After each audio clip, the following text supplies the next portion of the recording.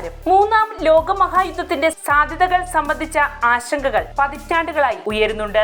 വിവിധ രാജ്യങ്ങൾ തമ്മിൽ വർദ്ധിച്ചു വരുന്ന പിരിമുറുക്കങ്ങളും വ്യാപാര യുദ്ധങ്ങളും സംരക്ഷണവാദ നയങ്ങളും അന്താരാഷ്ട്ര സഹകരണ തകർച്ചയിലേക്ക് നയിക്കപ്പെടുകയും സംഘർഷ സാധ്യത വർദ്ധിപ്പിക്കുകയും ചെയ്യുമെന്നത് ഉറപ്പാണ്. ചൈന പോലുള്ള പുതിയ ആഗോള ശക്തികളുടെ ഉദയം US പോലുള്ള പരമ്പരാഗത ശക്തി കേന്ദ്രങ്ങളുടെ തകർച്ചയ്ക്കിടയാക്കിയാൽ ആഗോളതലത്തിൽ സംഘർഷങ്ങളും അസ്ഥിരതയും ഉടലെടുക്കുമെന്ന് ചൂണ്ടിക്കാണിക്കുന്നവരുണ്ട്.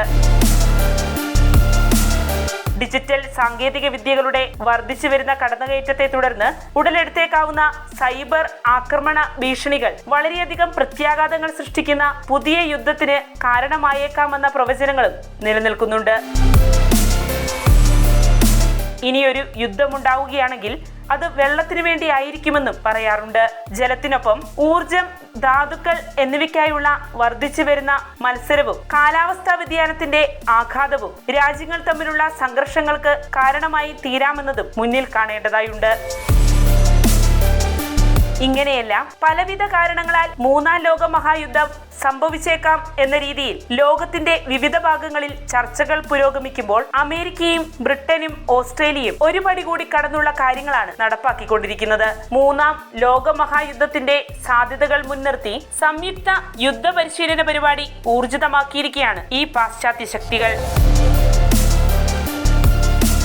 യുഎസിന്റെ തെക്കു പടിഞ്ഞാറൻ ഭാഗത്തുള്ള നെവാഡ മരുഭൂമിയിൽ ഈ മൂന്ന് രാജ്യങ്ങളുടെയും യുദ്ധവിമാനങ്ങൾ പരിശീലനം നടത്തുന്നതിന്റെ ദൃശ്യങ്ങളും പ്രചരിക്കപ്പെടുന്നുണ്ട്. എക്സസൈസ് റെഡ് ഫ്ലാഗ് എന്നാണ് ഈ പരിപാടി അറിയപ്പെടുന്നത്.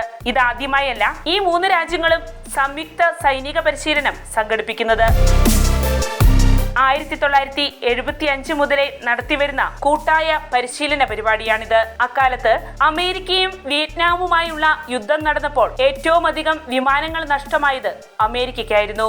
ആ യുദ്ധത്തെ തുടർന്നാണ് മൂന്ന് രാജ്യങ്ങളും ഒത്തുചേർന്നുള്ള സംയുക്ത നീക്കത്തിന് തുടക്കമായത്.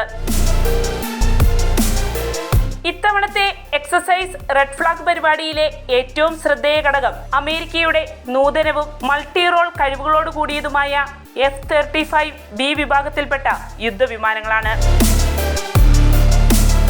വ്യോമ ദൗത്യങ്ങൾക്കിടെ ആകാശത്ത് വെച്ച് തന്നെ മറ്റൊരു വിമാനത്തിൽ നിന്നും ഇന്ധനം നിറയ്ക്കാനുള്ള സംവിധാനങ്ങൾ യുഎസിന്റെ F-35B യുദ്ധവിമാനങ്ങൾക്കുണ്ട്. ഇത് 5ാം തലമുറയിൽപ്പെട്ട F-35 ലൈറ്റനിങ് സെക്കൻഡ് ഫൈറ്റർ ജെറ്റിന്റെ ഒരു വകഭേദമാണ്. അമേരിക്കയുടെ ഈ അത്യാധുനിക വിമാനങ്ങൾക്കൊപ്പം ഓസ്ട്രേലിയയിൽ നിന്നുള്ള അത്യാധുനിക സാങ്കേതിക സംവിധാനങ്ങളോടെയുള്ള ജെറ്റ് വിമാനങ്ങളും എക്സസൈസ് റെഡ് ഫ്ലാഗിൽ അണിനിരന്നിട്ടുണ്ട്. പൊതുവെ മൂന്നാം ലോകമഹായുദ്ധ സാഹചര്യങ്ങളെ മുൻനിർത്തി നടപ്പാക്കപ്പെടുന്ന ഈ പരിശീലന പരിപാടി പ്രധാനമായും റഷ്യ, ചൈന എന്നീ രാജ്യങ്ങളെ പ്രതിരോധിക്കാൻ ലാക്കാക്കിയാണ് നടത്തുന്നതെന്നാണ് കരുതപ്പെടുന്നത്. ഇതിനു മുൻപ് അഫ്ഗാനിസ്ഥാനിൽ താലിബാനെ നേരിടാനും ഈ മൂന്ന് പാശ്ചാത്യ ശക്തികളും ഒരുമിച്ച് രംഗത്തിറങ്ങിയിരുന്നു. ചൈന ആഗോള പ്രതിരോധ രംഗത്ത് നിർണായക മുന്നേറ്റങ്ങളാണ് ഇപ്പോൾ നടത്തിക്കൊണ്ടിരിക്കുന്നത്. അത്യാധുനിക യുദ്ധവിമാനങ്ങളും ആയുധ ശേഖരണവും മറ്റ് പ്രതിരോധ സംവിധാനങ്ങളും സ്വന്തമായുള്ള ചൈന നിലവിലെ ലോകശക്തികൾക്ക് ഭീഷണിയായി തീർന്നിരിക്കുകയാണ്. ഏറ്റവും ഒടുവിലായി പെന്റഗണിനേക്കാൾ 10 ഇരട്ടി വലിപ്പമുള്ള സൈനിക കേന്ദ്ര നിർമ്മാണ വാർത്തകളും ചൈനയിൽ നിന്നും റിപ്പോർട്ട് ചെയ്യപ്പെടുകയുണ്ടായി. ഇത്തരത്തിൽ പ്രതിരോധ രംഗത്ത് വ്യക്തമായ മുന്നേറ്റം നടത്തിക്കൊണ്ടിരിക്കുന്ന ചൈനയുമായി ഏറ്റുമുട്ടേണ്ടി വന്നാൽ സജ്ജീകരിക്കേണ്ട പ്രതിരോധ തയ്യാറെടുപ്പുകൾ മുന്നിൽ കണ്ടാണ് അമേരിക്കയും ബ്രിട്ടനും ഓസ്ട്രേലിയയും ഇപ്പോഴത്തെ ഈ സംയുക്ത പരിശീലനം നടത്തുന്നതെന്നാണ് സൂചന. വാർത്തയുടെ നിറം തേടി തനിനിറം.